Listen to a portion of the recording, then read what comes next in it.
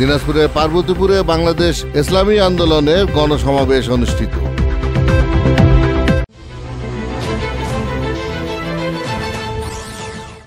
আসসালামু আলাইকুম।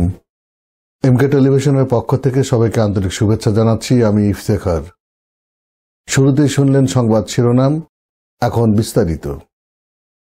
দিনাজপুরের পার্বতীপুরে মুক্তির মূল মন্ত্র ইসলামিক শাসনতন্ত্র এই উপপাদ্যকে সামনে রেখে ছাত্র জনতার গণবিপ্লবে সংগঠিত গণহত্যার বিচার, দুর্নীতিবাজদের গ্রেফতার, অবৈধ সম্পদ বাজেয়াপ্ত ও তাদেরকে নির্বাচনে অযোগ্য ঘোষণা করে সংখ্যানুপাতিক পদ্ধতিতে জাতীয় সংসদ নির্বাচনের দাবিতে এহকালীন শান্তি ও পরকালীন মুক্তির প্রত্যাশা পূরণের ইসলামিক ভিত্তিক কল্যাণকর রাষ্ট্র প্রতিষ্ঠানের লক্ষ্যে গণসমাবেশ অনুষ্ঠিত হয়। 6 সেপ্টেম্বর শুক্রবার বিকেলে পার্বতীপুর কেন্দ্রীয় শহীদ মিনার চত্বরে ইসলামী যুব আন্দোলন বাংলাদেশ পার্বতীপুর উপজেলার আয়োজনে ও শ্রমিক আন্দোলনের সাবেক সভাপতি মামুনুর রশিদের সঞ্চালনায় পার্বতীপুর উপজেলা ইসলামী আন্দোলন বাংলাদেশের সভাপতি মোহাম্মদ মোফাজ্জল হোসেনের সভাপতিত্বে গণসমাবেশের প্রধান অতিথি ছিলেন ইসলামিক আন্দোলন বাংলাদেশ রংপুর মহানগরীয় শাখার সভাপতি আলহাজ হজরত মাওলানা মুফতি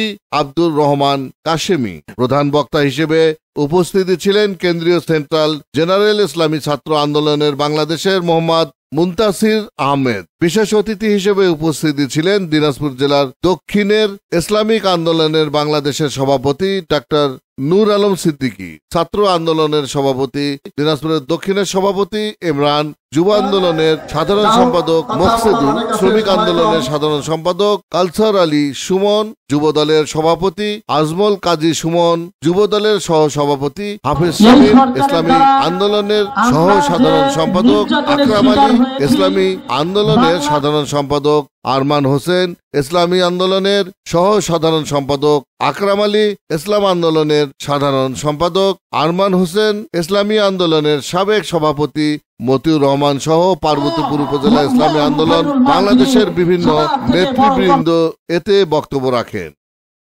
Iftekhar, news desk, MK television. শেষ করছি এমকে টেলিভিশনের সংবাদ। এতক্ষণ আপনারা আমাদের সাথে থাকার জন্য অসংখ্য ধন্যবাদ।